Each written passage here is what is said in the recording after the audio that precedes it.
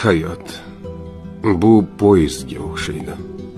Boshlanishida biz yaqinlarimiz bilan bir vagonda bo'lamiz.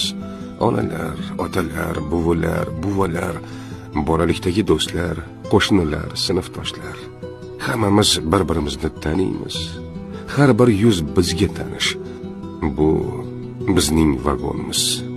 Bizning kichik ammo eng aziz dunyomiz. Ammo vaqt o'tadi, bekatlar birin-ketin yaqinlashadi va eng yaqin, eng sevimli insonlarimiz birma-bir shu bekatlarda vagondan tushib qolishadi. Avval buvalar va buvilar, keyin ota-onalar, so'ng bolalik do'stlari. Biz esa oynadan qarab qolamiz. Yurak eziladi, ko'zlar to'ladi, ammo poyezd to'xtamaydi. Harakat davom etadi. Vagonga esa yangi odamlar chiqadi.